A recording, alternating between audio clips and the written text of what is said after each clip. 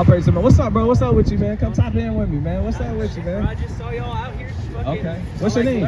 Thomas, bro. Or y'all can call me Jay. All right, bro. Jay. All right. You said Jay? Yeah. Okay, Jay. Like J-A-Y? Yeah. Middle name, yeah. Okay. Thomas J, bro. We locked in for sure. I'm Mahar. Mahar. Mahar. M-A-H-A-R. Nice to meet you, bro. Yes, sir.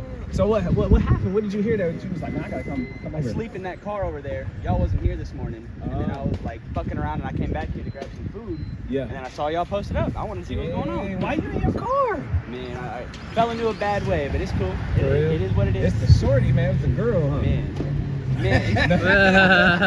Hey. You gotta talk about all that. What, man? I like this. Like public education too. This is like the one thing that you don't really see too much of. When you do, it's like on TikTok, you scroll right past it. Yeah. So how old are you? 24. You from here? Born and raised. Okay. What school did you go to? Booker T. Oh, okay. So you was at BTW. Yeah, you locked in for real then. Okay, so you be out one for real. See, my sister go to BTW. It's a cool one, or it used to be. I don't know much about it now. Yeah. Okay. So, all right. So we got a whole bunch of pictures. If you look close enough, you'll see a lot of it is pertaining to slavery.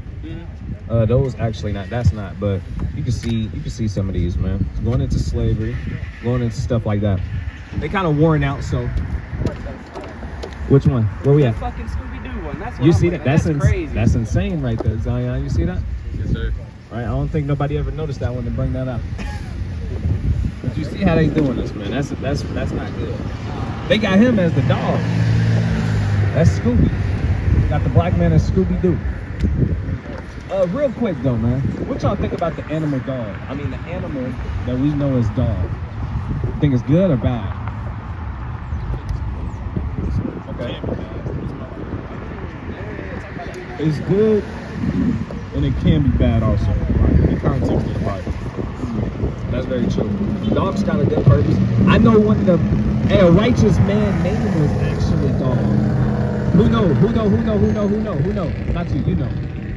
All right, you can answer. Caleb. Kalab. That's what his name means in the Hebrew, dog. He was loyal, he was faithful. They say dog is a man's best friend. That's the slogan these days. All right, but Caleb was amongst the 12 or the other 11 men that went to go spy out our homeland before we received it, and everybody else came back and gave an evil report saying, man, there's giants over there. We afraid. Fear was starting to take over the camp. Caleb came and eased everybody. All right, big bro Caleb. He got fat lamb for that. Standing on business, real sturdy. Like, cause he a dog. He weighed 1,000 pounds. So look, all right. So what do you think about? So you familiar with American history? A little bit. Yeah. Okay, I don't know a whole bunch, but I know a little bit. So the little bit I got, I'll share it with you. So are you familiar with the transatlantic slave trade? Yeah. Yeah. Right. So you're aware that it was a real thing. You acknowledge that. Yeah, of course. Okay, sweet. We gotta ask. Some people say that was. Hey, Cap. We came across people who said the transatlantic slave trade never happened. Yeah, that's crazy. We came across that, right? So it's still plantations built to this day, standing. What are you talking about? Just go drive to one. Exactly. So that's why I had to build up to it, make sure we were seeing eye to eye. So awesome. So we know that transatlantic slave trade actually happened. Now this is where we go to help prove that we are God's chosen people. Watch this. Watch this. So he already going to the scripture. He know I won't. And can you go to Exodus chapter 20, verse 2? So this is why, what do you think the number one selling book is on earth? Take one guess.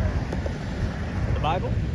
Bingo. They had to take it off the list, so it might not be there now, but they took it off of that because it was the number one every year. Couldn't stop it. Right? So this is a great book. Beautiful. But the thing about the Bible is it has a lot of history, a lot of proverbs and wise sentences and psalms. They give you a lot of discretion, and it also got a ton of prophecy.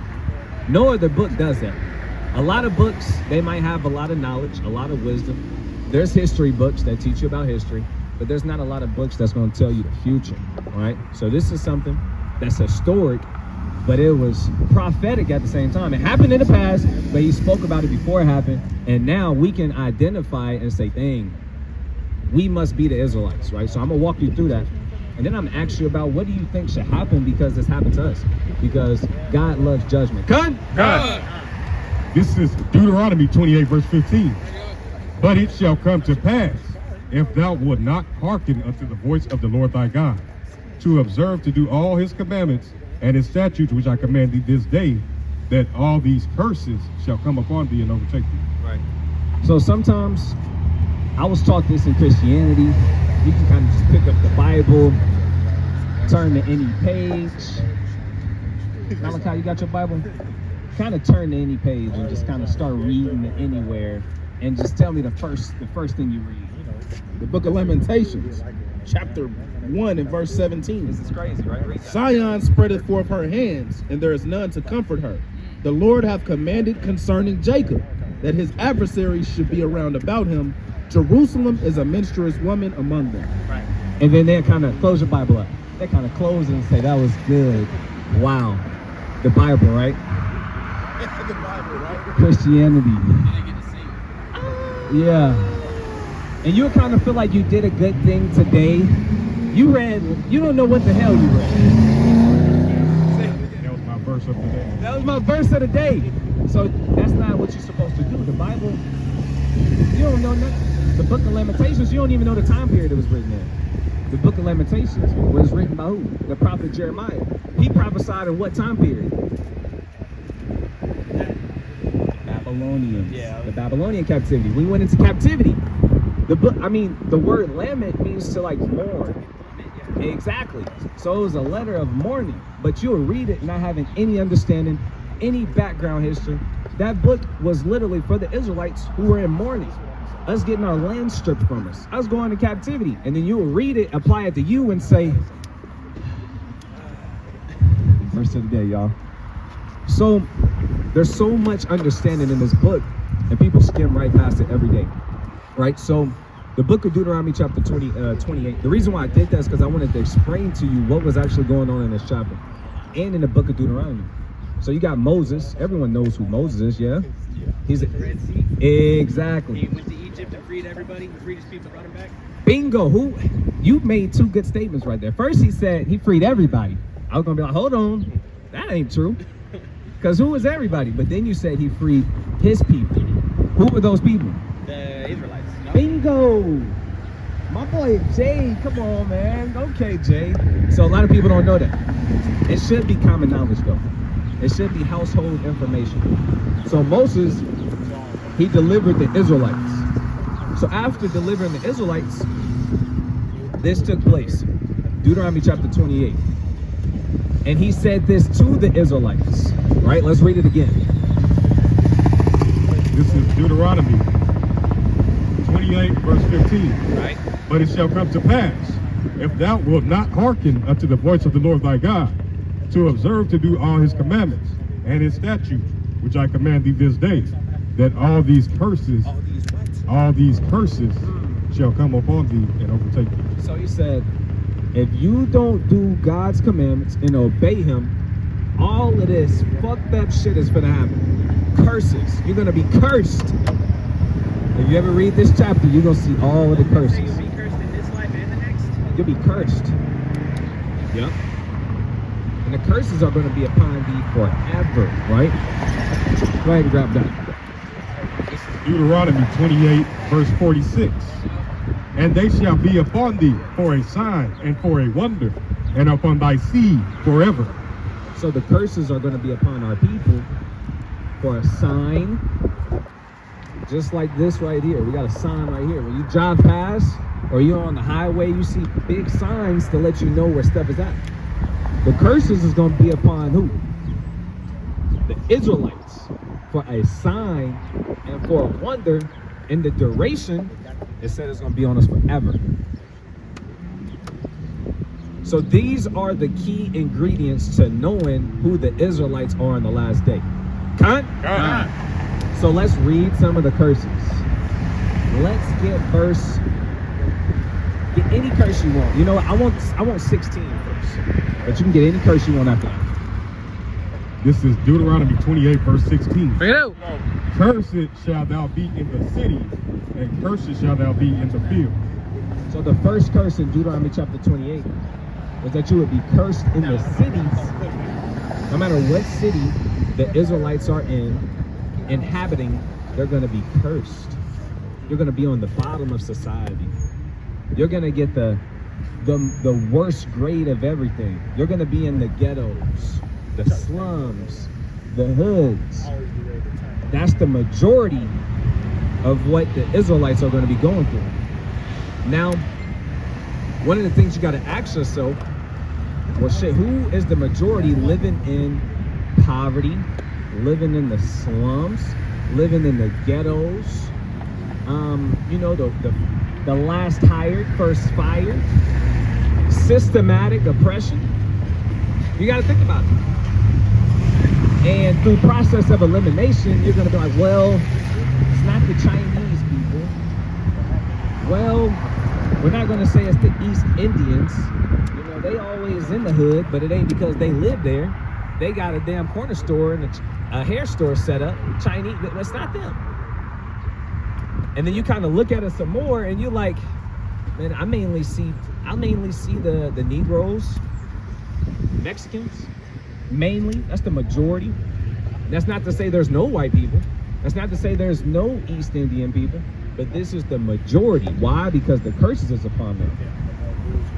Then it said you'll also be cursed in the field. The most recent, I mean, that's arguable. Someone might be able to argue that. But one of the most recent that I'm familiar with is things that happened after the transatlantic slavery. How this kingdom was actually established and built on free labor. What was we doing?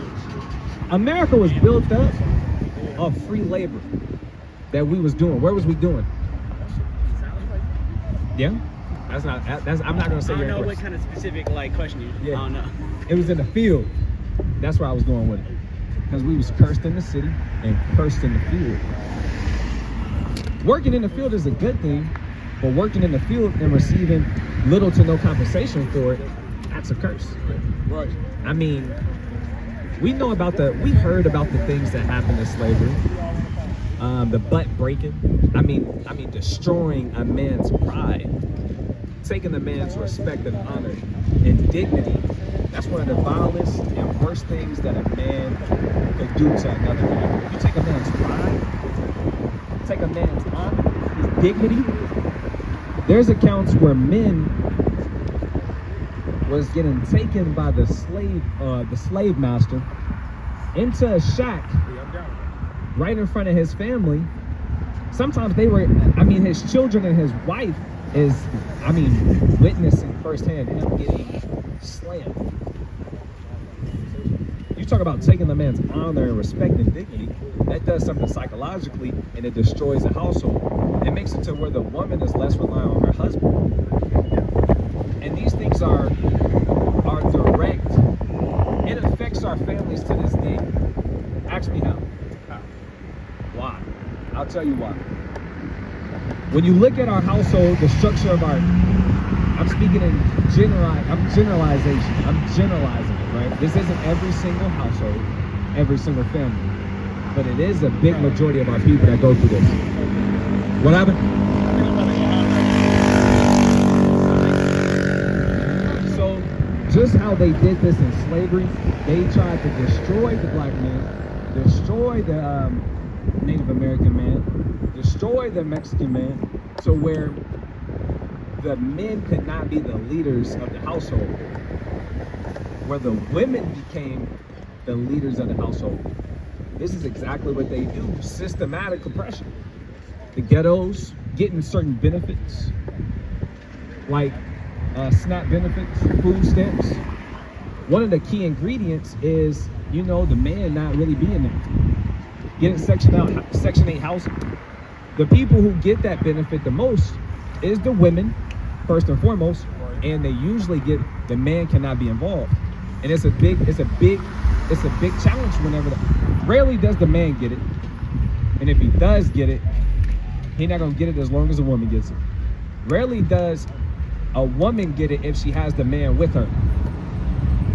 They want to ask you all the questions. Where is he at? So what that does is give the woman more power over the household. She kicking him out.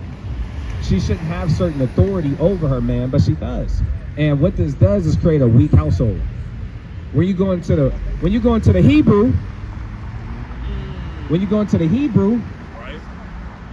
go into the word man, it means, or father, it means Abba. Abba. That's how you say father in the Hebrew. Right. How you say mother in the Hebrew is Amma.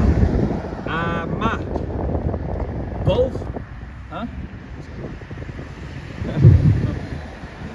So Abba is two words right there. They just been conjugated and shortened for the word Abba. The first word is Allah. Allah. And Allah means cattle or strength. Right. Because they have a lot of strength. Abba, the first part is Allah, which means strength. The Ba means Baya, and Baya means house. So the word father really means in the Hebrew, because it's a simple and direct language, it means strength of house in the Hebrew.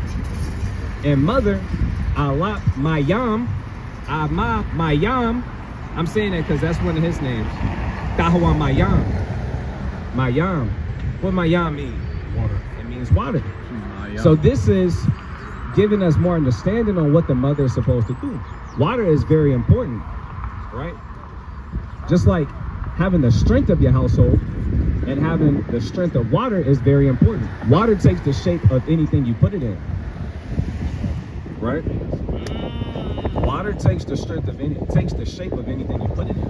So whenever her husband tell her to take this shape, move this way, go here, she does that. That's the natural order of things when you go into the book of 1 Corinthians. Water follows directions. Water follows directions. Not only that, but what's a womb full of? Water. Water. What happens when a woman's about to give birth? Water breaks. Yep, there we go. And that is her strength. And that is her strength. All praise to the Most High, man. We gaining. We out here moving, right? We gaining, man. We gaining. Good information right there.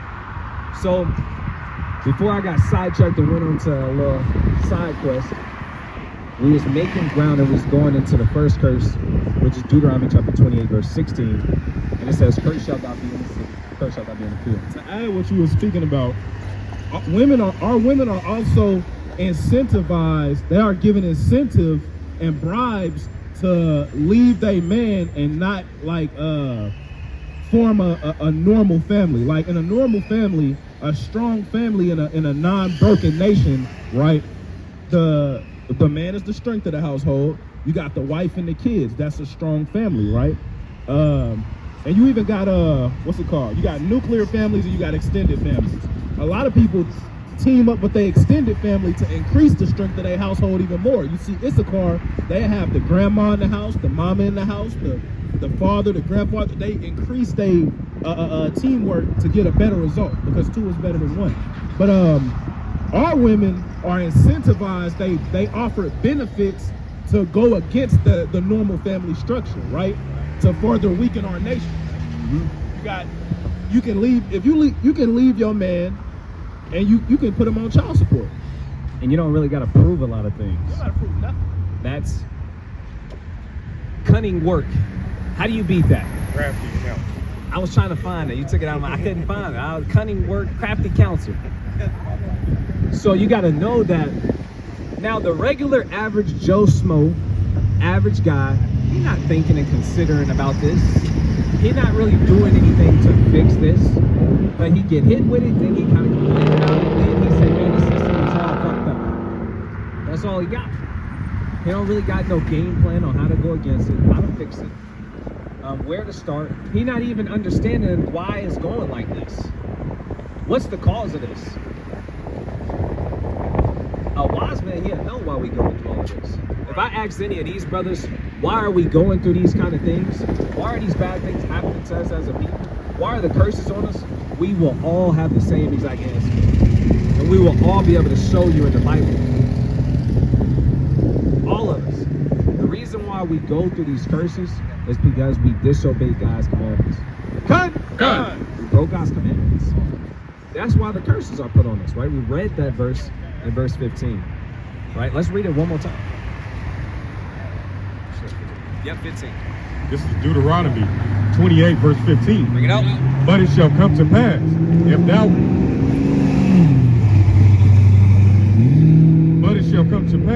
thou wilt not hearken unto the voice of the Lord thy God, to observe to do all his commandments and his statutes, which I command thee this day, that all these curses shall come upon thee and overtake thee. All right, so I don't got to make up my own words and freestyle. I can just read what the Bible says. You can go through all these curses because you don't want to listen to me. You don't want to hearken to me. So now in these last days, just like the prophecies say, we will wake up and we will start obeying God's commandments. Let's get to Luke chapter 2, verse 30. Real quick.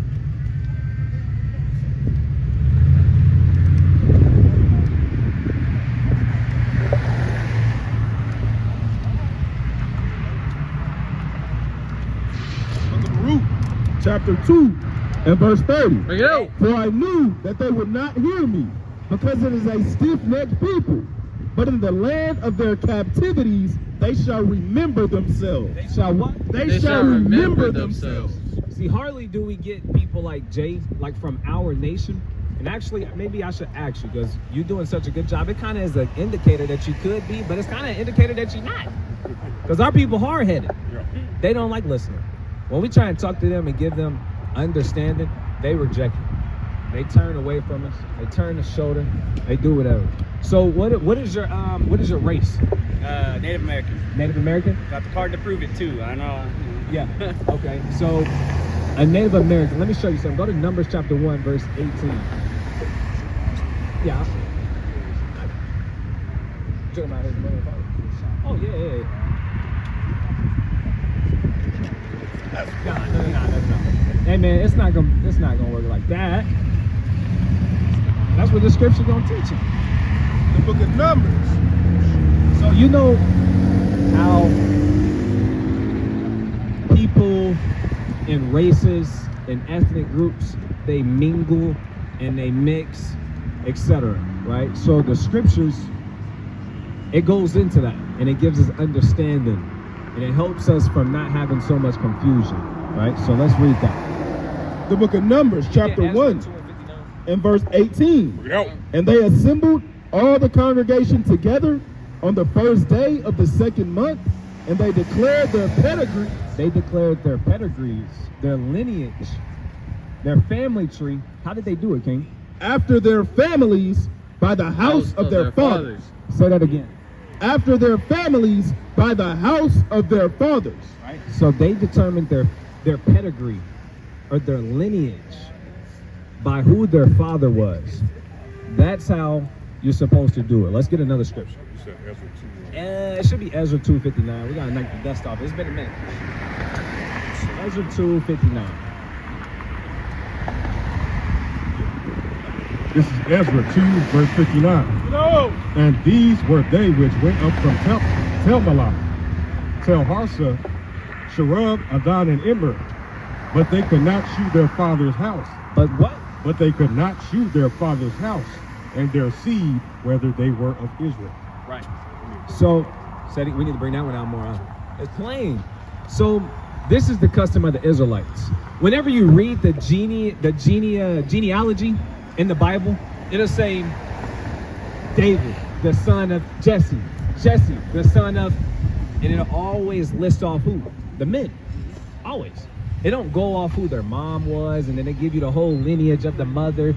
I mean, even marriage today, you take the father's last name as your own when you get married. Like you change, the woman changes her last name. Exactly. That's a great point. And just to take that, what you said a step further, a woman does take the last name of her husband, and instead of being called Miss, she's known as Mrs. To show that. Or S. Exactly. And it shows that she is being possessed, or she belongs to someone else, belongs to a man, belongs to her husband. Right? So a lot of times in today's, what is the word? In modern times, people don't like the sound of that. Women don't like the sound of that. I over no nigga. Ain't nobody gonna be over me. I'm independent. Especially our women. We got a big problem with that. I can do it all by myself.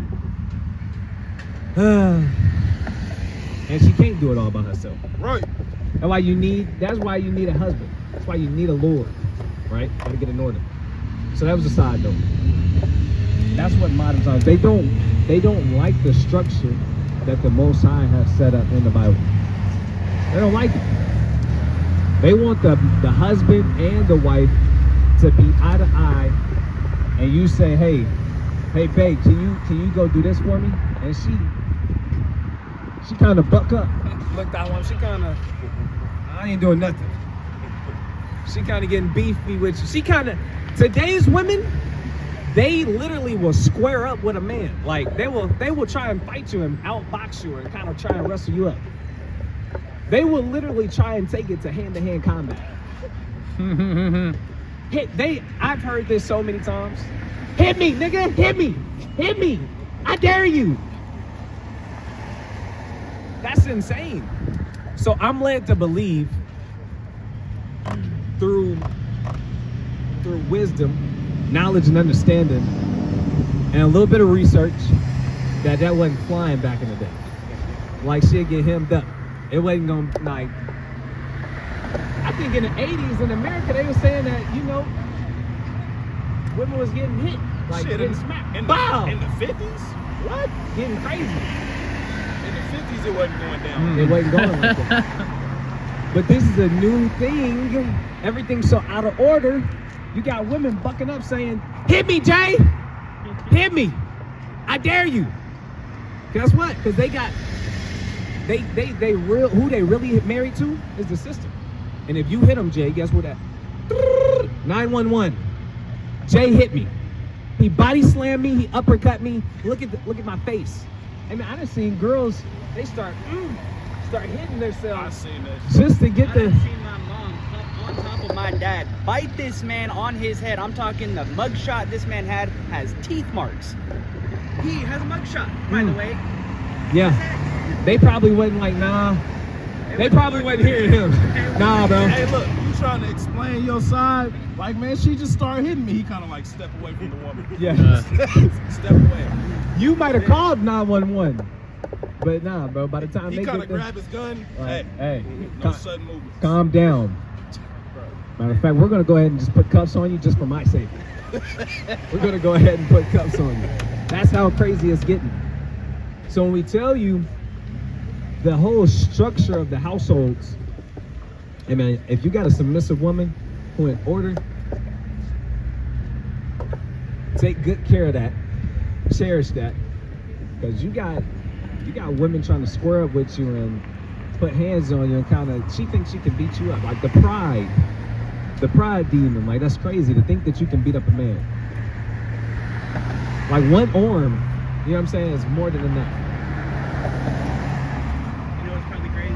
Think about Ronda Rousey. You know who that is. Yeah. Female UFC fighter. Yeah. She probably cook and clean. I ain't gonna lie to you. You say she probably She couldn't. probably cook and clean at the crib. Oh, She yeah. don't be squaring up with a man, and she No. knows he can beat his ass. Nah. She can beat his ass. But that's like a really Yeah. specific case. I'm just talking Nah, I feel you. Yeah. Oh, Nicki Minaj, and she got the song "I Don't Cook, I Don't Clean." Let me tell you how I get that ring. That's Cardi B. Nah, they all the same to me. I ain't gonna lie to you. They got the same spirit. So Cardi B said, "I don't cook, I don't clean." Oh yeah, cause she with Offset, and then Offset said, "Y'all, she lying." And he recording her, and she kind of cleaning. I don't know if it was cooking or cleaning. It was one of them. I want to say she was doing laundry and getting through that. She lying to y'all. And then I heard that she don't allow her children to listen to her music.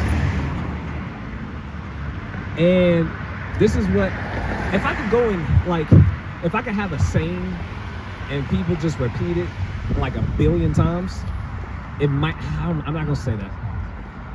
Okay, let me just tell y'all what I think, instead of saying it like that. I wish more people would see Cardi B, Nicki Minaj, Sexy Red, Meg Thee Stallion as sellouts. Because they teaching our women how to be whores, how to be harlots. Cardi B is a sellout.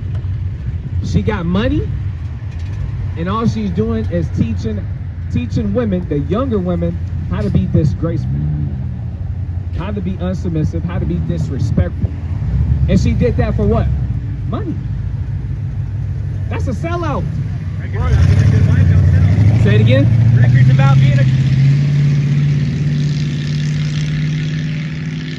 about being a good wife just don't sell. Yeah.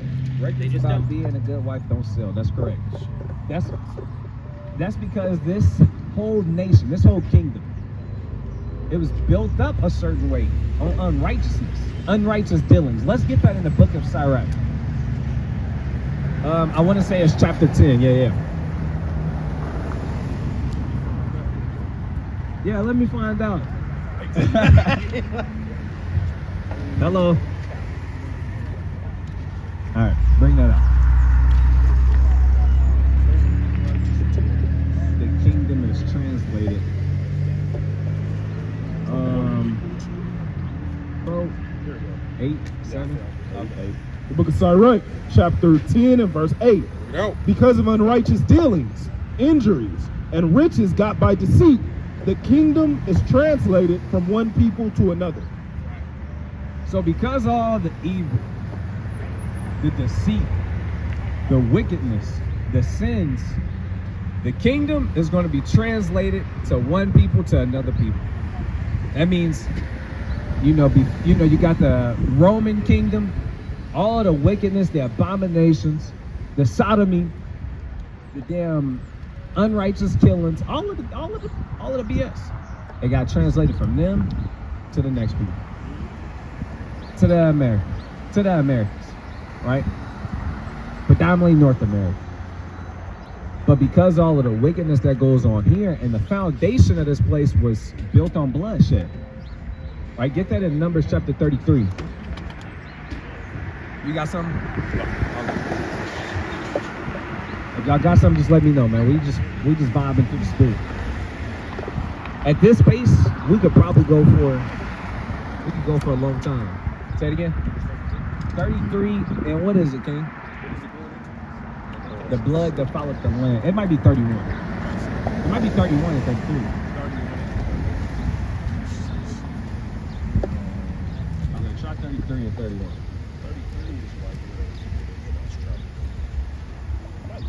Could be 35, 33. 35, 32. It might be. He said 35, 33. I'm gonna just look at Did you check 30, 33, and 31? Yeah, it's 35, 33. Okay. Man, it's a classic, man. We ain't touched that in a minute. Thank you, sir. This is Numbers 35, verse 33. Bring it out. So ye shall not pollute the land wherein ye are, for blood it defileth the land. And the land cannot be cleansed of the blood that is shed therein, but by the blood of him that shed it. It was a lot on that verse right there. It says, blood defiles the land. That's what is defiling America. I mean, the whole core, the whole foundation, how this thing was established or started, it was by blood. If it was done righteously, then that's another thing. But it was done unrighteously. The amount of covenants that the Europeans broke when it comes to the native settlers that was already here, the Native American tribes that was already here. I mean, it says that they broke like over 300 covenants in the span of what? How many years? Not a lot. Yeah, I think it was less than 100. That's a lot of covenants and treaties to break. It was a lot of covenants and treaties to break. Woo, that's a lot. All right, let me get that verse in Psalm chapter 51, verse 22. So it says, blood defiles the land, and that can't be cleansed but by, let's read it again so I don't butcher it. This is Numbers 35, verse 33. Watch. So ye shall not pollute the land wherein ye are, for blood it defileth the land. Right? And the land cannot be cleansed of the blood that is shed therein, but by the blood of him that shed it. The only way to cleanse the blood is for the people who shedded the blood, they blood to be shed. That's crazy. That's insane. Like, this is how the Most High God thinks and operates. We think because of Christianity We're gonna go like this and say, Kumbaya, my Lord. Hey, y'all remember we was at OKC and we got Lapili. I can't remember his first name. But you remember the video went viral. Me,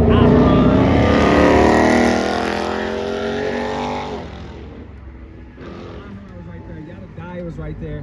Basically, it went viral. It was one of the videos that went viral. And he was like how do I describe him? He looked at like, what is those people think? I'm talking about the pastor. Was he trying to leave? Yeah, he tried to, yeah. I know that video. What's He his, looked like a Mennonite. He looked like a Mormon or something. Mormon, Mennonite, or Amish.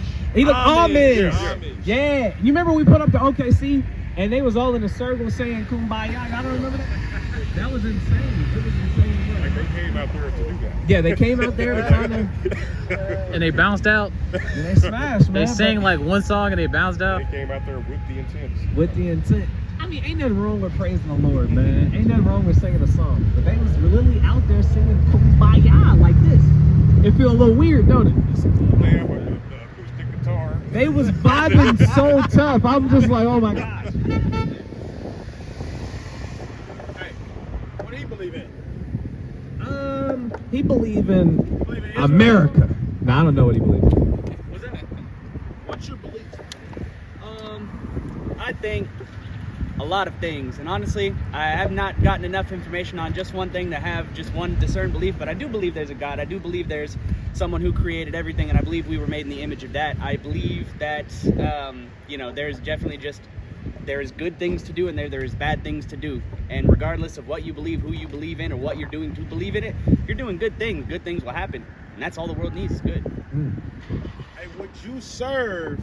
You said you believe that there's a God. Of course. Would you serve the people that he set up to be rulers of the earth? I mean, like, Just simple. If Yeah, you I mean, set like- up a group of people to be rulers right now, and you had that understanding. Would you serve those people? yeah, I mean, we're doing it now, bro. I didn't vote, but like, I'm not making none of these laws. I'm not doing nothing to change America. I just live here. There we have it, man. So, we believe that the Israelites are God's chosen people and that they are going to be the future rulers and kings of the entire earth. We believe that that was how it was set up from the beginning, but due to certain circumstances. Brothers being hard-headed. You can do it the easy way or you can do it the hard way. You can do it the easy way or you can do it the hard way. I think that was your cousin. Yes. Okay. All praise to the Most High. So, we read you a scripture. That was actually one of the questions that I wanted to ask you when you first came up. It was going to be centered around, what do you think should happen for all of this? I read a scripture to you, and that kind of expressed how the Most High feels about it. Or let's say this. That kind of expressed how the God of the Bible feels about it. I want to know what you feel about it. So I'm going to ask you a particular question. Maybe. Okay. So for all of the atrocities that Europeans have committed from the time that America was being built up, what do you think should happen? What do you think should happen for that? I feel like you already low-key gave the answer. You said like the only way for what was the scripture? Basically, spill the blood of the people who spilled the blood and that'll cleanse the land or something. Right. So that kind of that makes sense. Yeah. It's kind of what God think about. So when God is wrath. Like the wrath of God is not written in the Bible just as some funny-dunny little thing. Like he is literally wrath. I think that's the first time I heard somebody say God is wrath and not God is love. It's a balance. Jay might be. I don't know about Jay yet. He looked like a white guy. He kind of taking it. He not hit. Kind of like I don't know. Hey, what's the meme? That's Jay right now. Just a chill guy. I'm just a chill guy. I'm just a chill. Look at his hands in the back. Come on, put him back. I'm just a chill guy, man. Jay like. I'm done, bro. I don't know why those guys did that. They gotta die, man. I don't know why they broke all the buttons. You gotta fucking die, man. God is rap is there for a reason. Jay might make it, man. I don't know. Okay.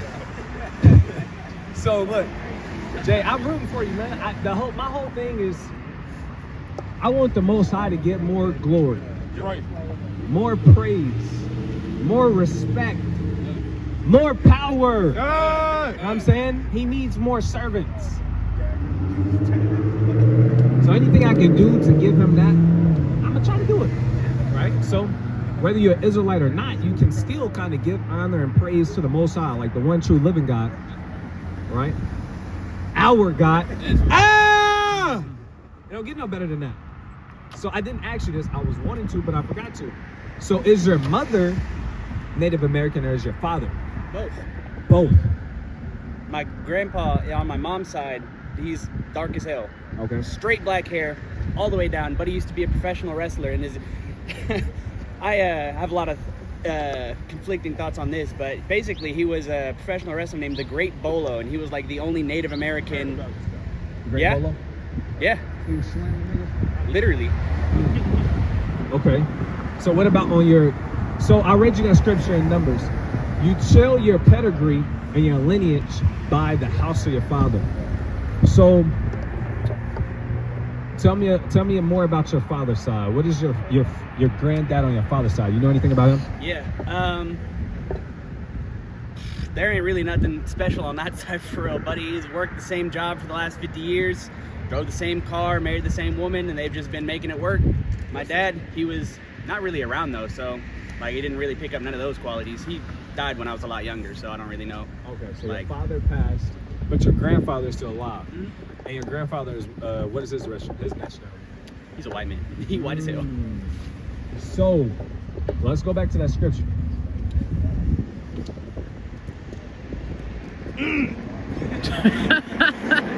Rooting for Jay, man, but I don't know, man. I don't know if you're Israelite, Jay.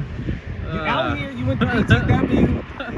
What we said kind of makes sense, but hey, man, I don't know. It's not looking too good, Jay. It's okay, bro. You still got a lot of good knowledge. It is what it. That sounds like something off San Andreas. Damn, Jay. All you had to do was follow the train. All you had to do was follow the train. All right, bring this out again. The book of Numbers, chapter 1 and verse 18. Bring it out. And they assembled all the congregation together on the first day of the second month, and they declared their pedigrees after their families by the house of their fathers, according to the number of the names, from 20 years old and upward by their polls. Right. So the book of Numbers is about us numbering our people, numbering the people who was able to go to fight. And we get a lot of understanding from this verse because we see what qualifies you and your lineage, and it's who your father is. And if you don't know what your father is, and it's kind of shaky. Blackfoot Indian, I know that. Who? My dad. Your dad? How did he get that Blackfoot Indian? No clue. Didn't know him very well, like I said. But then you go to his father, and then you're like, yeah, he's a straight up white guy. So if your grandpa was a straight up European white guy, I don't know, he could be Irish, he could be what? He's like his lineage traced it back to Wales. He's Wales. Welsh. Okay. So that's what your father is. And that's what you are now. That's how it goes, man. So if I take a damn orange seed from China and I bring it all the way to America, even though I'm planting it in some different soil, American soil, it's still gonna grow up and be the same seed. You know what I'm saying? It's still gonna be an orange. It's not gonna be an apple. Just because of if your grandpa's Welsh, it don't matter where he put a seed. You know what I'm saying? It's still gonna be Welsh. So that's how we keep confusion at a minimum. That's how God set it up. Let's get the book of Isaiah chapter 14.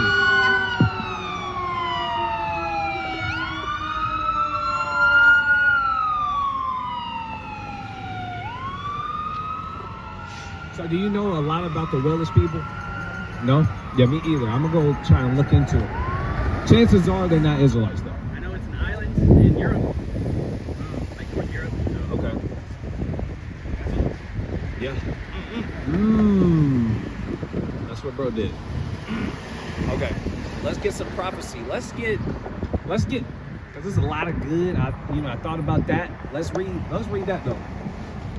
This is Isaiah 14, verse 1. Bring it So out. this is a future prophecy. Go ahead. For the Lord will have mercy on Jacob and will yet choose Israel.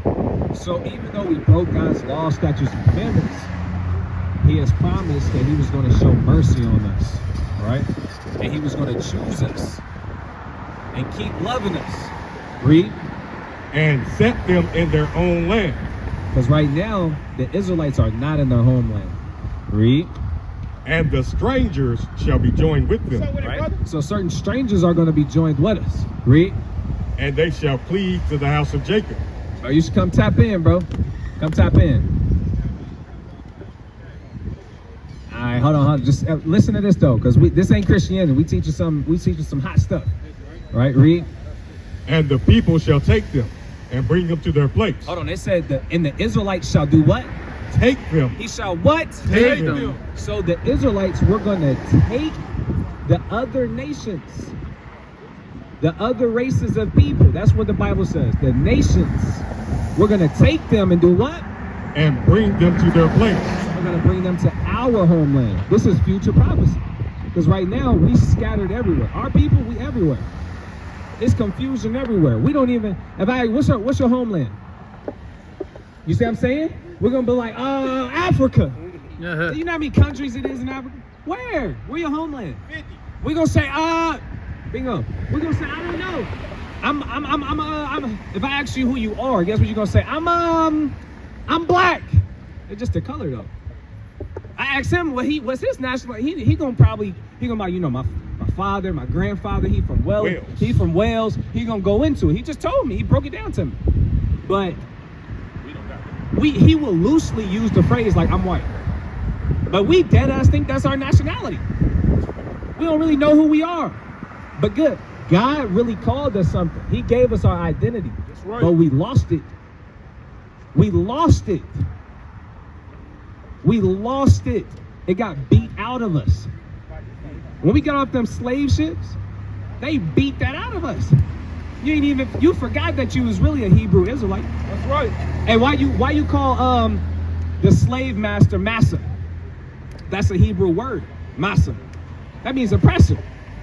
We really spoke Hebrew. We Hebrew Israelites. Our homeland is Israel, Jerusalem. But right now we got people living there that's not even our people. They getting billions and millions of dollars every year from America to pretend to be you. But you gotta wake up and learn who you are. But these are the prophecies. This is what the prophecies are teaching us. We're gonna take the nations. But you gotta swing back, bro. Alright, you go for a swing back. I bet. And the house of Israel shall possess them in the land of the Lord for servants and handmaids. For servants and handmaids. Nobody talk about it. Nobody want to read Isaiah 14, 1 through 3. Nobody want to read that. Nobody want to read that shit. Nobody want to read that. Nobody want to listen to it. Nobody want to listen to it. When we start going into prophecies concerning the kingdom that's going to be on earth, not some fairy tale place in the sky and this little baby shooting arrows and with the wings and you come through the big pearly gates. You know, all of that imagery. Jumping from clouds. Yeah. All of the imagery of modern Christianity, like you're saying, the little baby with the bow, all of that shit, literally that was like fabricated for a specific belief system. The original idea behind Cupid was actually a Greek, or maybe it was a Roman, like... It's mythology. Yeah, exactly. But basically it was like this child who would make people fall in love, but they would be fucking the kids. It was like literally a pedophilic ritual. So now we got Valentine's Day, some fucking baby shooting fucking arrows at people telling you, yeah, y'all in love now. That's like... That's from a weird ass place for sure. You go into idolatry and you don't even know that you partaking in that kind of stuff. Any of the brothers over here keep Valentine's Day? Oh, sir. I don't celebrate that shit. We privy to certain information. We're not celebrating that. Any of the brothers gonna keep Christmas? Any brothers gonna keep Christmas? Cap, you gonna keep Christmas this year? No, sir. What about Hanukkah? Yes, sir. Let's go! Y'all almost got me. Hell no. I ain't keeping that shit. Hell no. Right, brother, it's not gonna be that easy. All praise to the Most High. So, nobody want to go into it. When we talk about the kingdom, and we reading prophetic things, and they got kingdom connotations. I mean, bro, the good news See, we can jump into the New Testament and talk about faith. We do that all the time. But what happened is you have a watered down preaching every day, every Sunday, and they're teaching you the so-called good news and Jesus Christ and faith, and he's just, he loves everybody. When you got this watered down gospel being preached and faith, it's more necessary for me to come out here and teach you the practical things of the Most High. Right across the street from that building. It's more, we got to come out here and teach you the basics. When you go and you start learning about Christ and you read in the epistles and the letters of our beloved brother Paul, but you don't got no basic knowledge and understanding of our Hebraic heritage, you're going to be lost in the sauce. When you go to Romans chapter 7, what does it say? I speak to them that what? Know the law. That know the law. I speak to them that know the laws of the Most High, that knows the customs of the Most High, the statutes, the laws, moral laws, civil laws, dietary laws, Hey, you see that Jacob? ceremonial laws. You see that thing on? What happened? He tried to, you see the dude who's using a squeegee? You see the dude who's using a squeegee? You didn't see him put it in the car, he took it with him. Yeah. He like, this This worked too good. He didn't get his 40 acres and a mule, so I'm leaving her with something. He ain't right, man. Oh my God. He ain't right. You go to the hotel. I'm taking these time. Hey, you take a nigga to the he kind of grabbing the little sample bottles of the shampoo and Got to, bro. the soap. I paid my money. I paid $100. Yeah. I'm leaving here with something. Now you're not getting your deposit back because you wanted the towels. I'm coming out of the wild. I ain't gonna lie, when you get into them wholesale sheets, they do be hitting though. I ain't gonna lie to you. They do hit a little different. They be extra cozy. Y'all don't know what I'm talking about. Y'all don't know what I'm talking about. You know what I'm talking about? Okay, he know. You know what I'm talking about? Yeah, you gotta get a hotel room to kind of. It can't be a motel. Yeah, not a motel. It gotta be, you know, something a little nice so you get in there, it's a little cozy. So, when we go into the prophecies concerning the kingdom of God and how it's going to be on earth and what it's going to look like and who's going to be there, OMG, it's mind-blowing. It's not what Christianity said. I'm sorry you've been duped. Christianity lied to you. They don't teach you the Bible. They teach you religion. They teach you lies. We're going to come out here and say, thus saith the Lord. So let's keep reading. Let's see what the kingdom of heaven going to look like. And they shall take them captives. Oh my gosh. The Israelites are going to take them captives. Read. Whose captives they were. Oh my gosh. No. That's right. Please. But we got to do thus saith the Lord. And the Israelites shall take them captive, who captives they were. So the people that took us captive, we're going to take them captive. Read.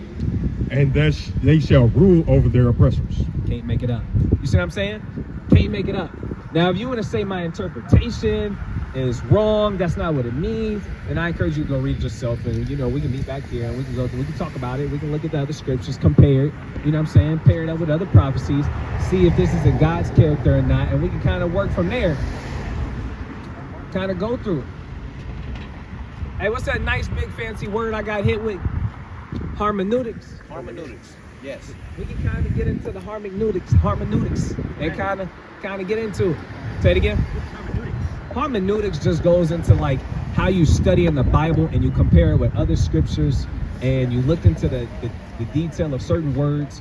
You go into it in the Hebrew and the Greek. You know what I'm saying? You study it basically. Like biblical etymology. Things of that nature. Yeah. So, I mean, so question, what version of the Bible are you guys reading out of? We are currently reading out of predominantly, today we only read out the KJV so far. King James? Yep. Funny fact about King James. It better be a fact. It is a fact. He wrote the Bible on the names of every demon in hell. Okay. I don't know if that's true or not. I thought you was going to say, pull it up for me. So, I never heard that. I thought you was going to say, funny fact, King James, What's that? he's gay. Yeah, that's what they be trying to say. Funny fact, when King James wrote the Bible, That's not true. He didn't write the Bible. He authorized the King translation. James Book of Demonology. Okay, let me see. First thing that pulls up is an audiobook of it. All right, I'm gonna take a look. King James Book of Demonology. Not only that, but he wrote what was considered the first grimoire, which is like a book of spells, and that's actually where we get the word grammar from, like literally speaking, like the structure of words and sentences. Have you ever heard of that? I ain't heard of that either. I heard about what he just said. The grimoire. No, I'm talking about the book of demonology. Oh, bro, you read it? You was in there? That's where we got the names like Beelzebub and the H1. I forget what it is. H1.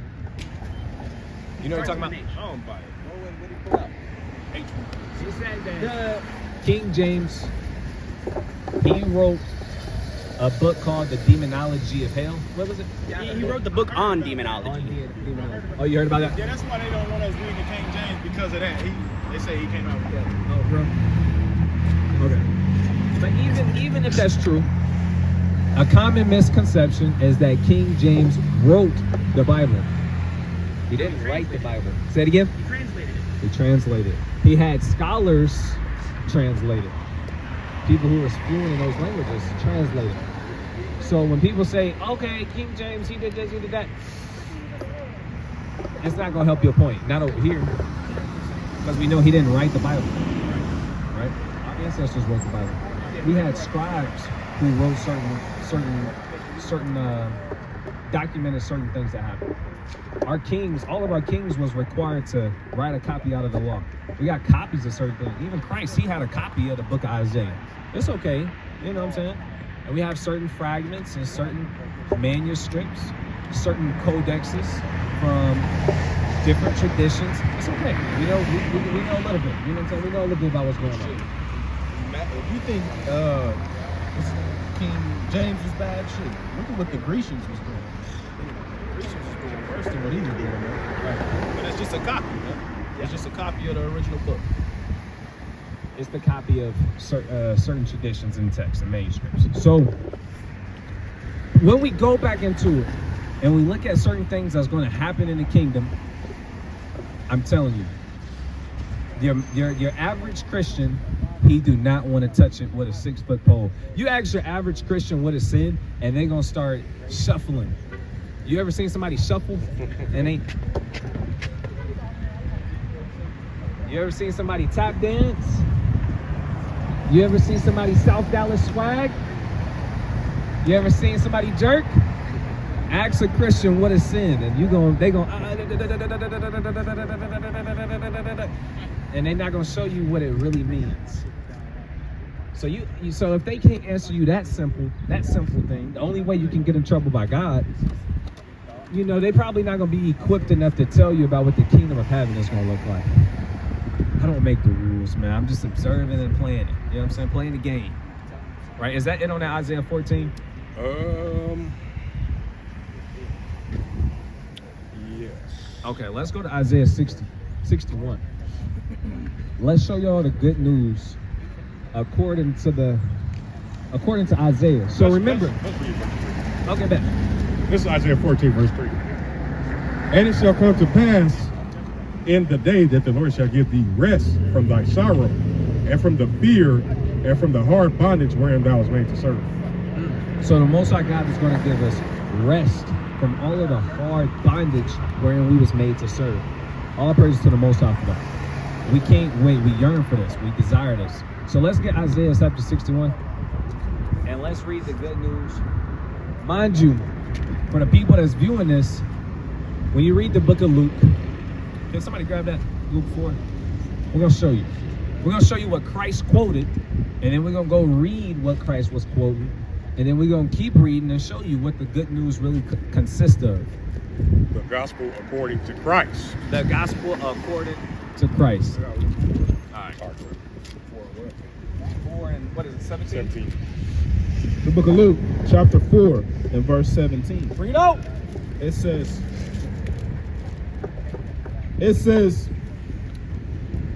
and there was delivered unto him the book of the prophet Isaiah. So, Isaiah is Isaiah.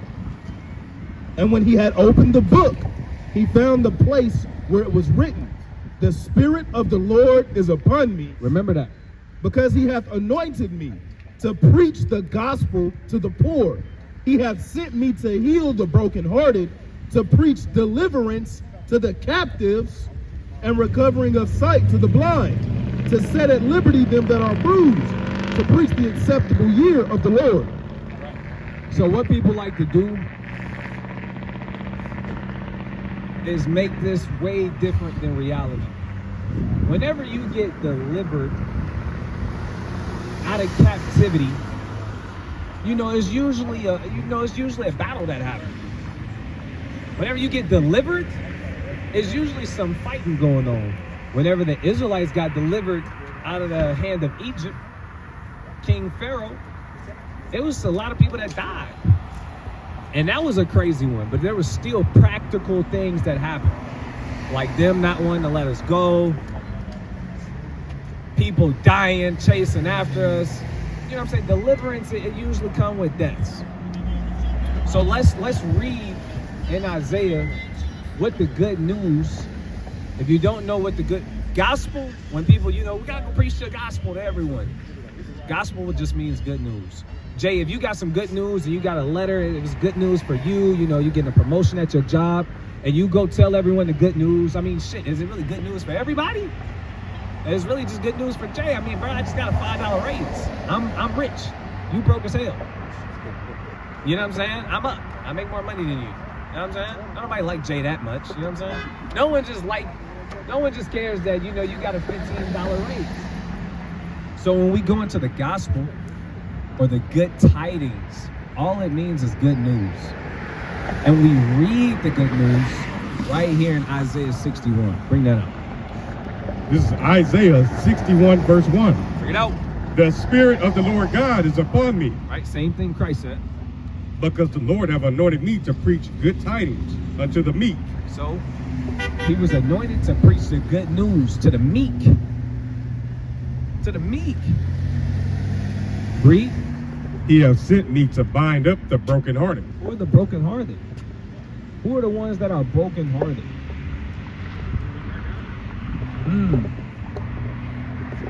I'm going to touch on that because a common misconception in the Bible, when you says heart, it's not talking about this. It says the brokenhearted. It's not talking about your emotional responsibility. Like when a girl says, "Jay, you broke my heart." Have you ever heard that? Got tore the muscle fibers off of her. That's not what you know what I'm saying? It's a figure of speech. Heart just means mind, according to the Bible. Like a man, he was thinking evil in his heart. He was thinking evil in your mind. The brokenhearted is the ones that have been mentally destroyed. He's going to bind them up and heal them and restore them, right, to their estate. We were up here.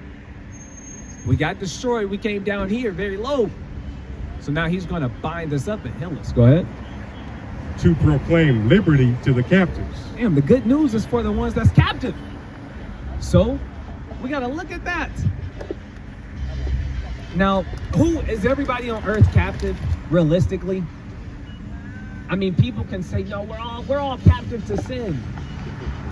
They've tried that. We've been there. We've done that. We expressed that. We explained that. When people try to make this seem like it's for everyone, it's hard because he gives so much preface. It's hard to ignore everything. And if you want to make it that, we're going to keep reading and show you that that's not what it's talking about. Read that part one more time. To proclaim liberty to the captives. So you got to understand that who was captive. You got something called Hellenization. That was a big thing that was happening. The Israelites was Hellenized. Mind you, these are our prophets proclaiming the good news to us, how we're going to be delivered out of captivity. You got Christ on the scene. Guess what? We were captives under the Romans. I mean, even before the Greeks and Alexander the Great. You got the Babylonians. We were captive to them. Well, shit, before them, after them, you had the Persian and Medes, then the Babylonians, then the Assyrians, then the Egyptians. We were damn servants and captive under everybody. All right, bring that up. This is Jeremiah 50, verse 33. Yeah.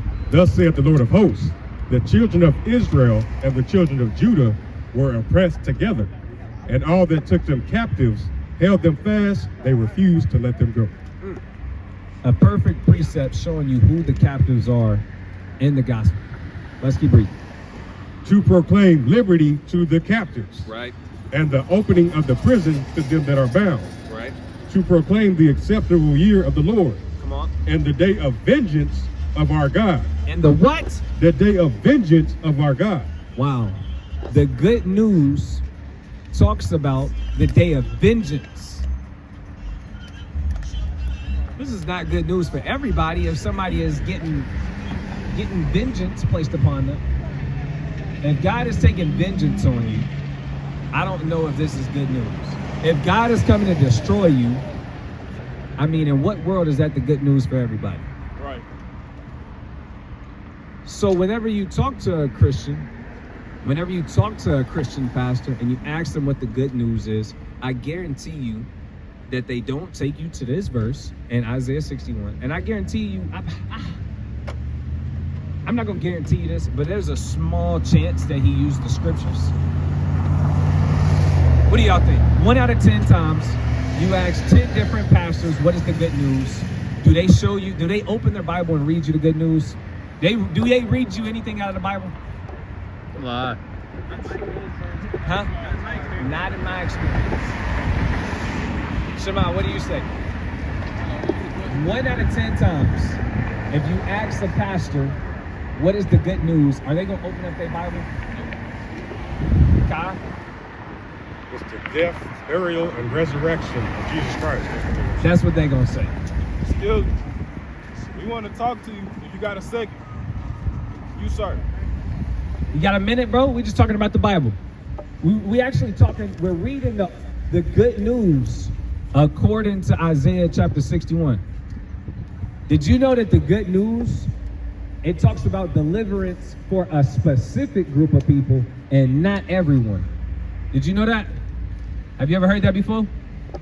Did you know that the good news, it explicitly say that vengeance is going to be placed on someone? That's part of the good news. God taking vengeance on your enemies. Did you know that? That's part of the good news. Right? Read that again. And to proclaim the acceptable year of the Lord and the day of vengeance of our God. Right? So the day of vengeance of our God. That's part of the good news. God taking vengeance on our enemies. Read. To comfort all that mourn. To appoint unto them that mourn in Zion. So he is going to comfort those that mourn in Zion. Now, Zion is a word that's used all throughout the scriptures, but it's used in different ways. One of the main ways Zion is used in the scriptures is to identify the Israelites. God. Keep reading. To give unto them beauty for ashes. Yeah. The oil of joy for mourning. Yeah. The garment of praise for the spirit of heaviness. So this is the good news. We were in chains. We were in darkness. We were in slavery. We were captives. Just how we are today as a nation, as a group of people. Read. That they might be called trees of righteousness. So we're going to be called the trees of righteousness. Read. We're getting to the point that I really want to get to. Go ahead. The planting of the Lord. Yeah. That he might be glorified. Read. And they shall build the old wastes. They shall raise up the former desolations. And they shall repair the waste cities, the desolations of many generations. Read. And strangers shall stand and feed your flocks. Hey, bro, watch this. This is the key point I wanted to show you. Read it again. And strangers shall stand and feed your flocks. Hold on, bro. Listen to this one part before you jump in the car. It says, and strangers shall feed your flocks. This is the good news. It say that other nations of people are going to stand and feed your flocks, plant your vineyards. They're going to work for you. There's a hierarchy in the kingdom of heaven. The kingdom of heaven is going to be on earth. And the Israelites, the ones that's obedient to the Most High, they're going to be on the highest pedestal in the kingdom of heaven. And you're going to have all of the different nations on earth having to come before you, serve you. But there's things that you have to do. We're not talking about Christianity and the fairy tale heaven is in the sky. And there's one big pearly gate. That's not how the kingdom of heaven is described in the Bible. That's not how it's described in the Bible. So if you want to know what the Bible actually says, lend me your ear. I'm going to read, thus saith the Lord. Okay, what is sin? What is sin? S-I-N. What is sin? That's right! Okay. So, brother, you need to make sure you keeping God's commandments. Hey, what's your name? Bro, can we get 5 minutes? Okay, 3. 2. 2 minutes? Hey, bro, we will time it and everything. We just want, because that's a good answer. We want to talk to you a little bit more. Huh? On the Sabbath. You said God's holy day is Sunday? Okay, that's fine. We disagree with that, but we can talk about the Most High every day of the week. It's all right. And What you gotta go do? we appreciate your time, bro. Lord willing, we get the opportunity to talk to that brother again. At least the brother knew what sin is. That's a good start. Chances are, I'm not going to put that on that brother. Not going to put that brother. Not going to put that on that brother. Don't you put that evil on me. Don't you put that evil on me. That was surprising. Don't you do it. Most people you ask, what is sin? They start shuffling. So it says knowledge puffeth up. So you can have knowledge, but pride, man. If you think you can't learn somebody, because we're younger set men, you know what I'm saying? We're younger men. So he might think he can't learn something from you, but What they say? Brother had Let this not your much knowledge and this much pride. Y'all think it was pride, man? I believe he just didn't feel like standing out here and chopping it up. Like, Why did he he probably say- just want to go do whatever he want to go do. He said he really had to go. Like, he might actually have, I don't think disagree he was with that. coming to Quick Trip to really just sit at Quick Trip for a minute. That's fair. You know what I'm saying? I don't think he got nothing more important to do than this. To be And then- honest, and it then ain't look, nothing more important. He spoke as if he done already been taught before. So it's like, What are you doing? you know what I mean? You know what I'm saying? I'm led to believe certain things, but hey, This is 1 Corinthians 8:2. yeah. And if any man thinks that he knoweth anything, he knoweth nothing yet as he ought to know. You want to touch on that? That's like even us, like how long, like you just stated we was there. We've been teaching us for 8 years. We still gonna lend an ear to what a man has to say. We don't know everything. Yeah. Have y'all heard of a Greek philosopher called Socrates? Socrates. There we go. Socrates. A wise man knows the only thing he knows is nothing. Yeah. The only thing I know is that I don't know. And that's a good thing. It's a decent spirit to walk in because it helps you gain more knowledge. I don't know. Tell me. You see where I'm going? Hey, they said that he never documented anything. And the main method, he was killed because he was asking too many questions. Losing me, bro. He was asking too many questions. Losing me, bro. Hey, he was killed because he was asking too many questions. They didn't like that. He questioned what he did. He questioned everything. See, the problem is, oftentimes, we try to get somebody to stop and say, "Oh no, I already know. I already know what." Yeah. Oh yeah, I already know about that. Right. About what? We ain't showed you. I'm a pastor anyway. Well, that's why we need to talk to you. Yeah. So- And fools hate what? Knowledge. Knowledge. You know what I'm saying? But we ain't gonna do nothing but give you good bread. You know what I'm saying? Tell you what the Bible say. If you disagree with the Bible, then it is what it is. But even if you disagree with religion, you can't disagree with wisdom, knowledge. Hey, Ahron. Hey, that's hey, his work card, he used to be sliding. Oh, yeah, my work truck. I'm not talking about your personal. I'm talking about That your. wasn't my truck. That's a rental. It was a rental. His shit used to have a V12. He used to be sliding across the country, boy. Box truck. I'm trying to talk to him, but I was talking more to the car. Man. Yeah, it sounded like he was doing the dash. Hey, I'm only doing 40, man. It sounds like I'm doing 100, man. Not good. You gotta watch Malachi, man. You put him in your car, man. And Crazy stuff start happening, man. Engines burn up. it's toast. Huh? All right, man. We got a lot of insiders, man. I'm not gonna keep making too many of those. Y'all not gonna get it. Too many insiders, man. All praises, man. So we was reading the good news. I'm gonna finish this up and I'm gonna pass it to the next powerful speaker, man. Keep going. And the sons of the alien shall be your And the plowmen. sons of the damn heathen, they shall be your plowmen. Right? You know all of that field work that Issachar out there doing? They get up at damn 3:30 a.m. You know what I'm saying? Got to. Abuelo, she in there making you tortillas from scratch. Tortillas. Mm-hmm. Tapatio. Yeah. Mm-hmm. But we ain't being racist. We just actually love the we love the My wife culture, is man. We actually. Hey. I'm tapped in. Oh, yeah. No, we family. Wake up, she cooking tortillas. Hey, I seen a post. It was funny. I'm gonna walk y'all through it. So whenever you get hungry, you be like, man, I want some Mexican food. The post. Let me just tell the post. I want some Mexican food. I wonder if Mexicans get hungry and say, man, I want some nigga food. That's funny. That's funny.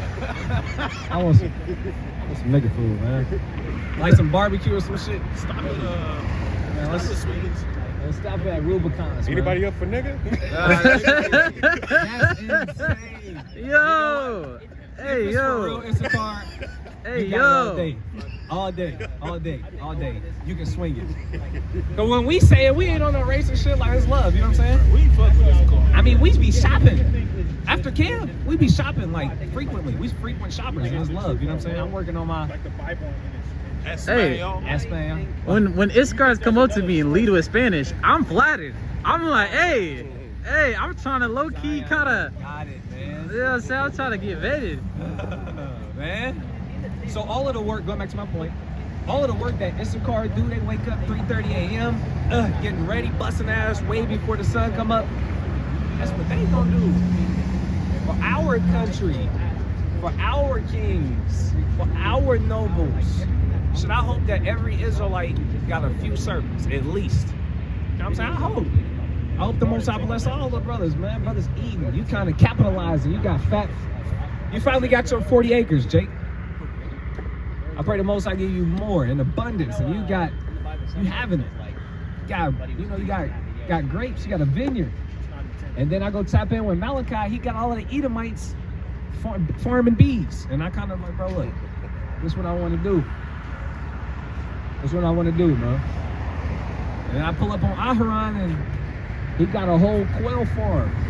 Quack, quack, quack, all of it, man. Trying to go crazy. And I pull up on Captain the Bar, and he got a whole workshop. They making garments. They putting fringes on everything. See, me, I'm gonna have the goats and the sheep, man. You know what I mean? You see what I'm saying? The sheep, that's gonna be for the clothing.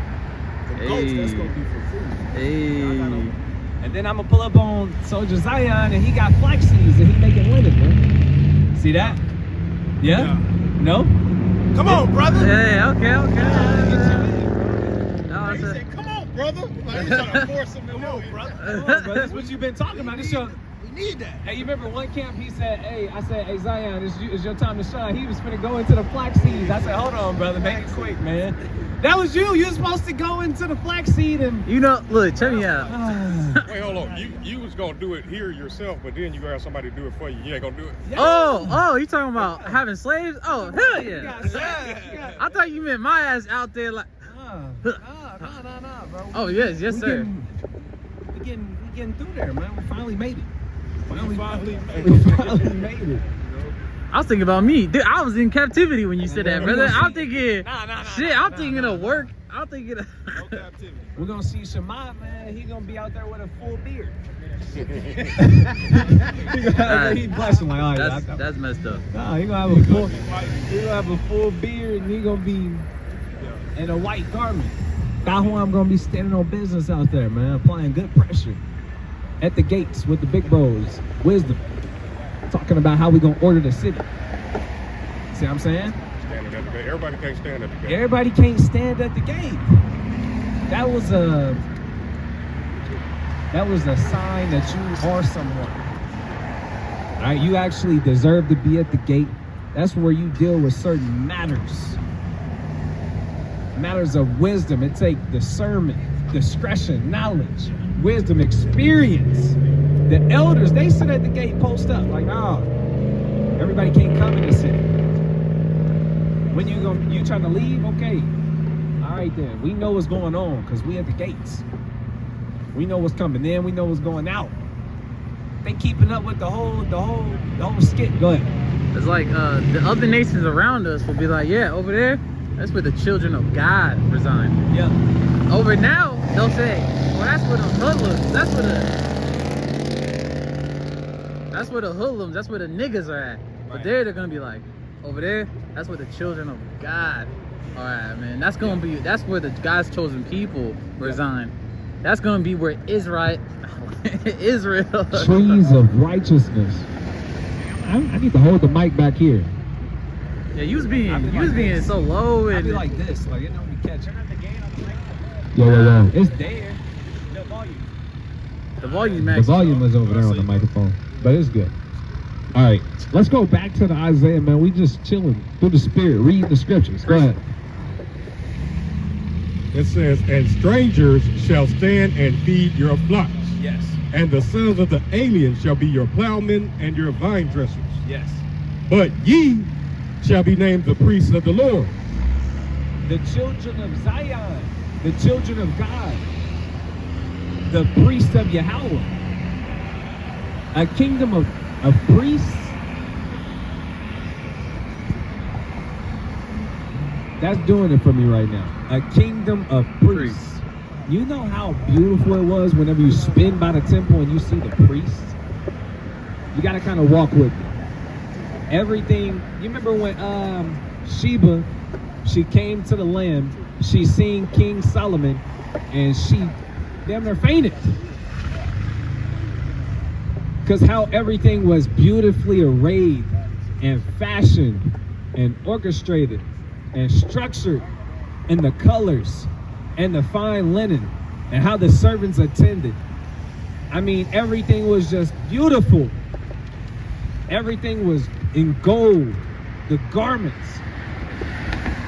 How Solomon strode up there. How everything. You ever seen what's the movie that everybody's seen and they kind of got nobles and Game of Thrones? No. I'm thinking of Hunger Games. And they riding on the chariots, and you see y'all don't know what I'm talking about. They pulling up to the place, man. And everybody who is something, you can tell that they are something. Moses. You can kind of tell. You're going to pull up to Jerusalem and you're going to see, damn, these the priests of the Most High. Look at how beautiful they look. Look at how they carry themselves. Look at how well ordered the people are. Look at how everything is just so established. It says that Sheba, she ran out of spirit, I believe. Or what did it say, King? We just read. Sheba, she don't have no more spirit left in her, I think. When she seen it, she ran out of spirit. It was like whenever you are so amazed and starstruck, like, oh, God. She put the back of her hand on her forehead. She did what? Oh, yeah. She was for the faint. She seen Solomon. And what Solomon do? She had so many questions for Solomon. Solomon was able to answer every single question. She said, I heard that you was wise. I heard about your fame. But when I seen it in person, it far exceeded it. I did not think it was going to be like this. She started just throwing them. I mean, yearly they was bringing stuff to Solomon. She was bringing stuff to Solomon. And this a whole queen. She got her own kingdom. Yep. Then it's on you. I was gonna say, have you ever heard about homeboy or somebody that somebody highly regards? You'd be like, yo, he's nice at basketball. Yeah. And then you actually against him. Now you like this. Oh, yeah. And then you like, ah, shit. He's nice. He's nice. Yeah. Like Dahuan, man, he can lift 400 pounds. And when you see him do it, it's like, I knew he was strong. This nigga strong though. It's a little bit different. All right, what you got? It's the book of Sirach, chapter 45, and I'm just get straight to the point. All right, because it's a lot on this. But it's I was thinking in my head. okay. Sirach 45 and verse, I'm going to start at verse 6. He exalted Aaron, right? Talking about the Most High, talking about the brother of Moses, right? He exalted Aaron, and holy man like unto him, even his brother of the tribe of Levi. Salakia, he talking about Moses, right? He exalted Aaron, and holy man like unto him, even his brother of the tribe of Levi, right? So now it's going to speak about the priests. It's talking about Aaron and Moses. Now it's talking about Aaron, though, right? Verse 7, an everlasting covenant he made with the people. He beautified him with comely ornaments and clothed him with a robe of glory. He put upon him perfect glory and strengthened him with rich garments, with breeches, with a long robe and the ephod, right? I mean, dripping. And you talk about real sauce. He pop out, he got the garment on. Fine linen, dipping. I mean, sauced up. Got a, what y'all would call a necklace or a ephod. No, not the necklace, the ephod. It got all different kind of jewels in there. Stunning. You know, Jake, he think he go hard because he got the VBS. We popping out and we got a jewel for every tribe. He's stunned. Then he finna go do the business of the Lord. That's real sturdy right there. That's real business. Like you know when brothers get clean, they get clean. I mean, bro, really clean though. Like you can't even jump in this and be unclean. I think that went over everybody's head. That was deep. Say it one That more went time. over everybody's Say head. it one I more am like, time. hold on, bro, hold on, don't skip me up. In order to put on the holy garments, you have to be clean. That's the part. You have to be clean. You can't be, you gotta know the culture. You can't have touched a dead body. You can't have went near to a woman who was on her menstrual. You know, you can't be having an issue in your flesh. You gotta be clean. You gotta be clean. This is how clean he was. You can't even touch this if you're unclean. You can't. That's how clean he was. Like, niggas will put on their freshest fit and still be unclean and musty.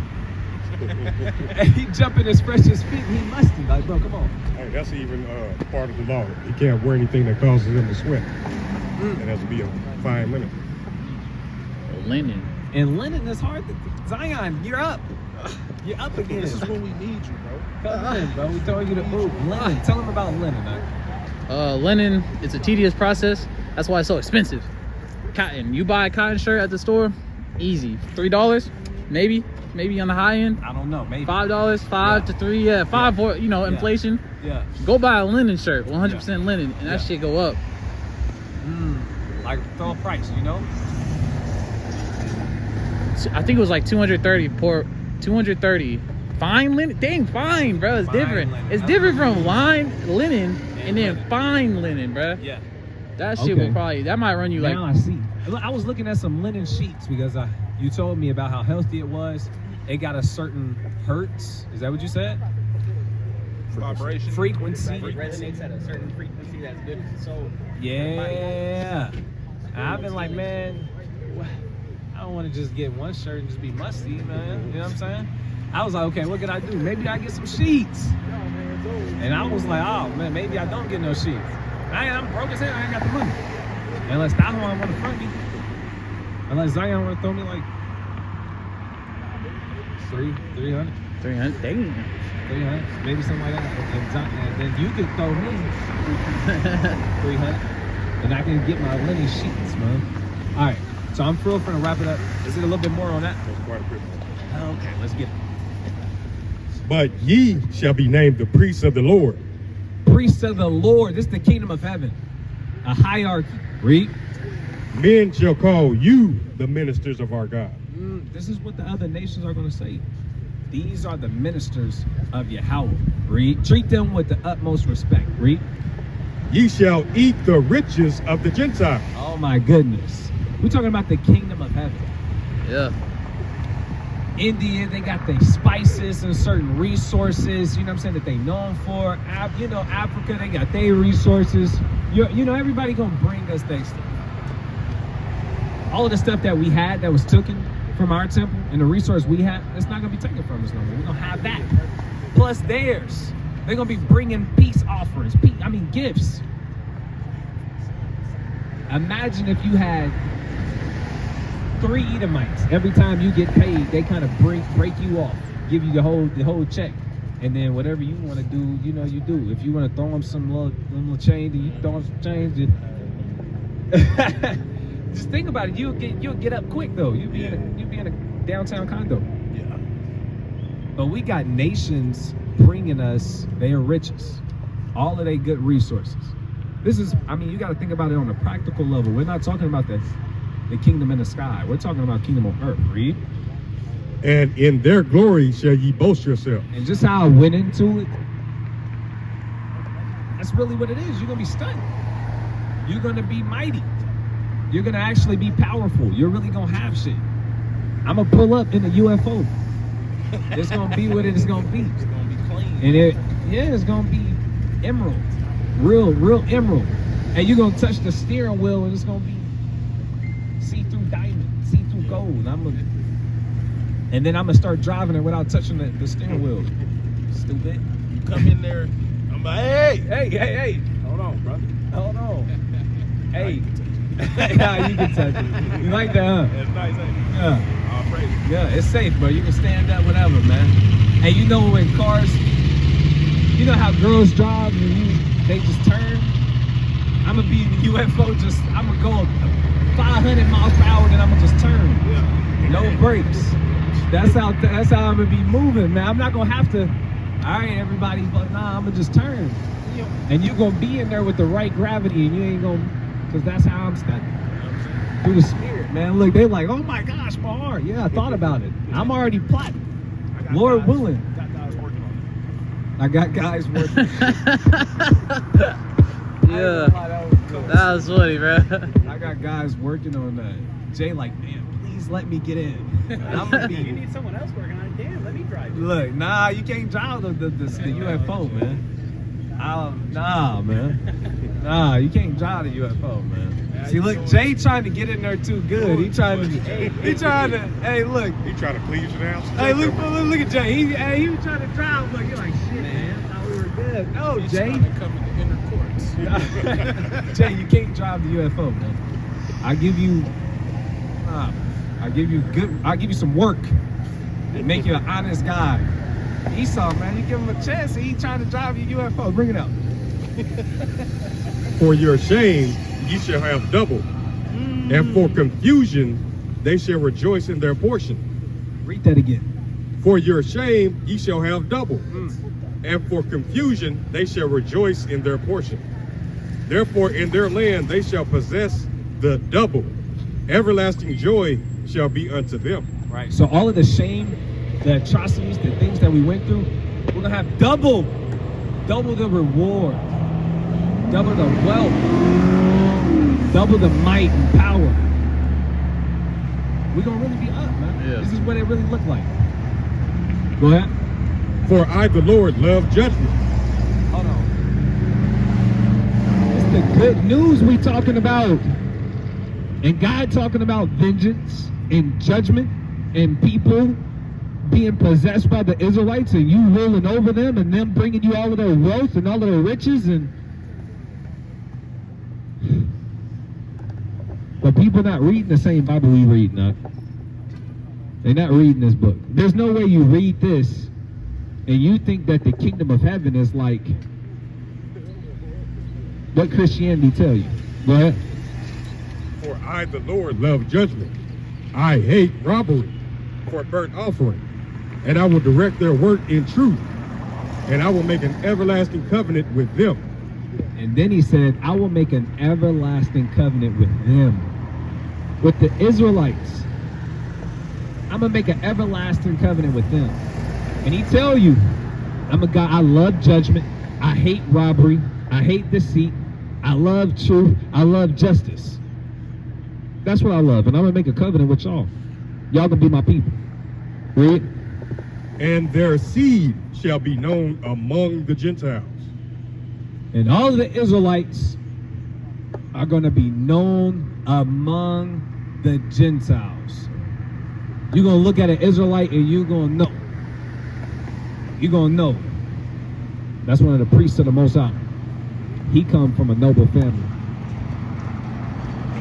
Hey, things going on in the land, it's going to come before our judges. The whole infrastructure is going to be, imagine America upside down. You're going to have a righteous place.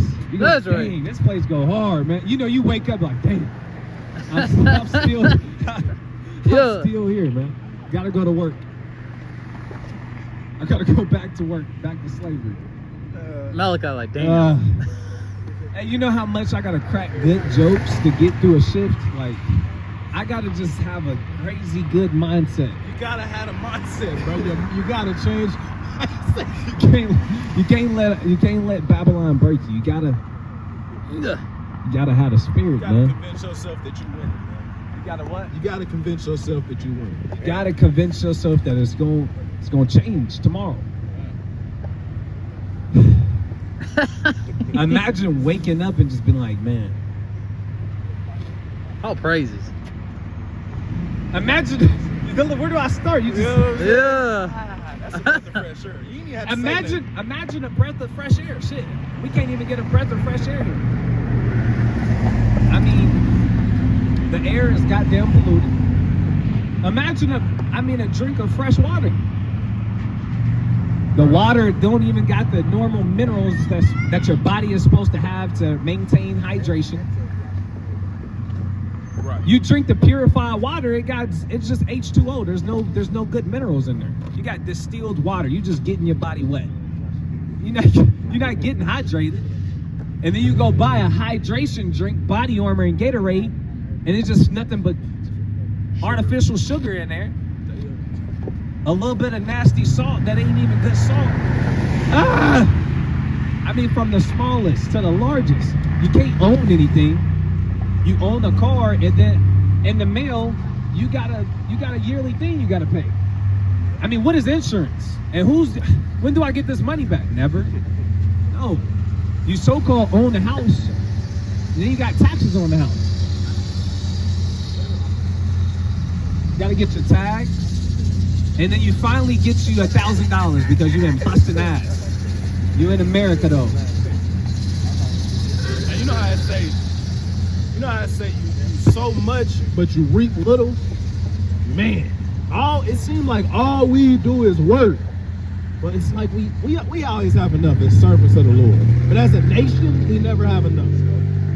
As a people, we never have enough. Right. It says, "Thou shalt sow much and reap little." I know you got a scripture. I was going to bring it up for you. Which one? Haggai 1:6. Bring it out. I love it. This is Haggai 1 verse 6. Bring it out. Ye have sown much and bring in little. Ye eat, but ye have not enough. Ye drink, but ye are not filled with drink. Ye clothe you, but there is none warm. And he that earneth wages. See, I need a new Bible. Hey, don't get his. Don't ever get his Bible up. Ever since I met you, you had this thing. And he that earneth wages to put it into a bag with holes. Oh my goodness. It's never enough. Bro, why is Malachi posted like that, bro? He's so locked in. Why are you posted That's like that, Babylon. bro? Hey, it says when you get your earnings and your money, you put it in a bag, but on the bottom of the bag is holes. You save up your $1,000 and you trying to get a cushion, and then the damn transmission blows. then you get a new car, you fix that, and then you're behind a little bit on rent. You catch up, and then it's child support. You can just ticket. Then you get a ticket for $250. Sheriff. Then your wives want to do You something. caught you because you was going 50 in the 45, man. Don't do that. America, man. You're All lucky. that is taxed. And all of that is taxed. Oh, look, man. Then every time you get paid, it's like you don't get your whole paycheck. and then you get taxed. Then you go with the money you already got taxed on, you take it to the grocery store, and then you get taxed again.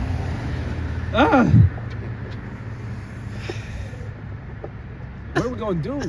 Then the end of the year come and you got another tax.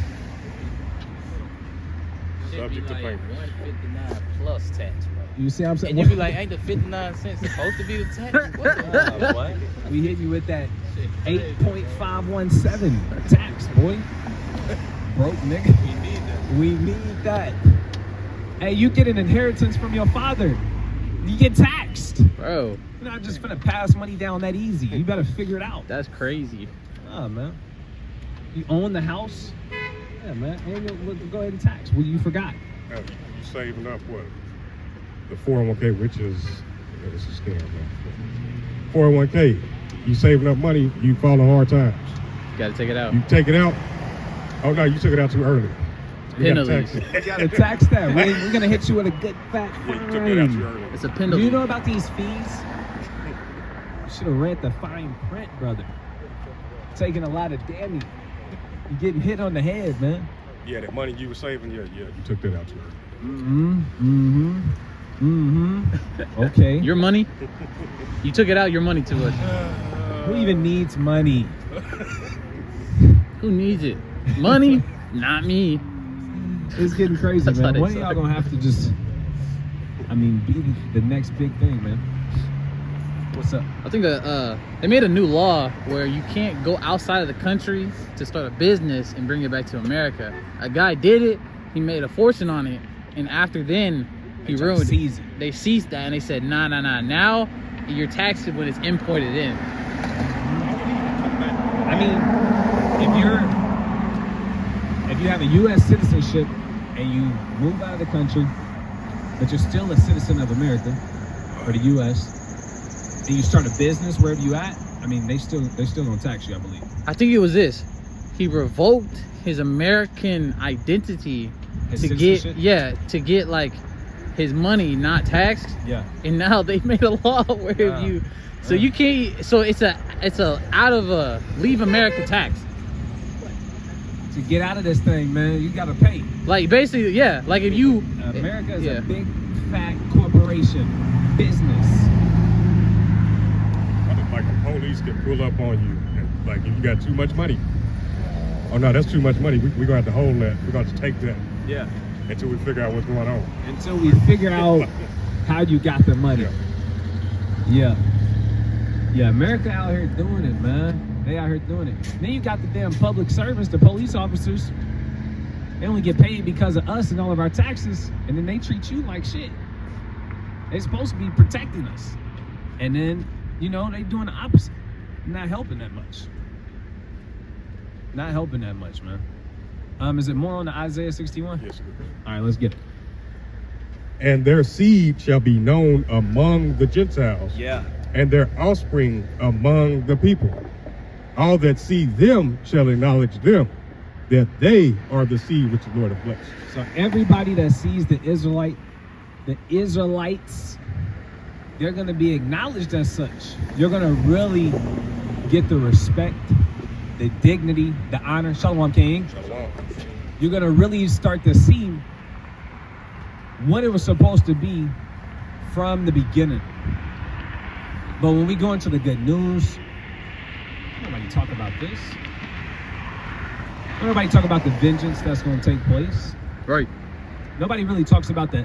When people think about the good news, the gospel, they don't think about the deliverance of the Israelites. They just don't. They just don't, man. That was it on Isaiah, yeah? God. All right, let's get it, man. So I'm going to wrap this one up. And I'm going to pass it to the next powerful speaker by giving all praises, honor, and glory to the Most High God, Yahweh, by Hashem, Hamashiach, Yahushua. Shalom.